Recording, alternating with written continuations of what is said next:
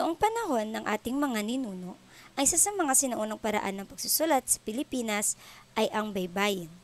Ang baybayin ay ginamit upang isulat ang iba't ibang wika sa Pilipinas bago pa man magkaroon ng formal na pagkakaiba-iba ang iba't ibang wika at dialekto ng Pilipinas. Ito ay tinatawag din noon na alibata at ito ay nagmula sa Palyava script ng Timog India at ito ay ginamit hanggang ika-17 siglo. Ang baybayin ay binubuo ng 17 simbolo na binubuo naman ng 3 katinig at 14 na patinig. Ang kasaysayan ng wikang pambansa sa panahon ng Kastila.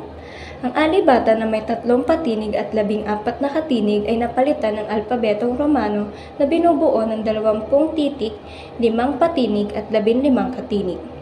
Si Miguel Lopez de Legazpi naman ang kauna-unahang Kastilang Gobernador General sa Pilipinas noong 1565 na nagpapahiwatig ng kanilang pananakop. Nagtatag ng eskwelahang magtuturo ng wikang Kastila sa mga Pilipino ang hari ng Espanya, ngunit tinutulan ito ng mga prayle. Ang mga prayle ay gumawa ng paraan upang patuloy na maituro ang katutubong Pilipino sa pamamagitan ng diksyonaryo at iba pa. Ang kasaysayan ng wikang pambansa sa panahon ng Rebolusyon. Sa panahong ito ay namulat ang isipan at damdaming makabayan ng mga Pilipino. Dito itinatag ang Kartilya ng Katipunan na nakasulat sa wikang Tagalog. Sa panahong ito, naging mahalaga ang paggamit ng wika sa pagtataguyod ng pagkakaisa at paglaban sa kolonyalismo. Sigat Andres Bonifacio, ang ama ng himagsikan, ay nagtakda ng pagpapalaganap ng katipunan sa wikang Tagalog upang makabuo ng nasyonalistikong pagkakakilanlan. Maraming naisulat na mga akda, pampanitikan na siyang nagpagising sa damdaming makabayan at sumibol ang nasyonalismong Pilipino. Sa pamamagitan ng Biak na Bato, nakasaad na ang wikang Tagalog ang siyang magiging wikang opisyal ng Pilipinas. Ngayon naman, pag-usapan natin ang panahon kung saan nasakop ang Pilipinas ng mga Amerikano. Marami ang nagbago nung nagdating ang mga Amerikano sa Pilipinas.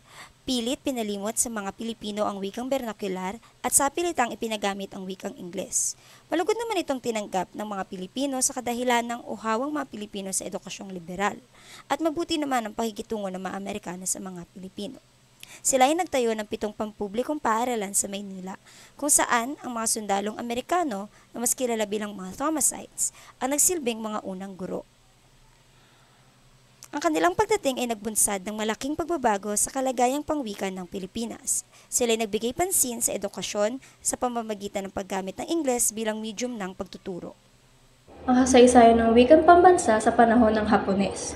Ang Philippine Executive Commission na pinamumunuan ni George Vargas ay nagpatupad ng mga pangkalahatang kautusan buhat sa tinatawag na Japanese Imperial Forces sa bansa. Ipinatupad ng mga Hapones ang ordinansa militar bilang 13 na nag-uutos na gawing opisyal na ang wikang Tagalog at Nihongo. Noong Oktubre 14, 1943 ay itinaguyod ng mga Hapones ang pagtatag ng Republika ng Pilipinas.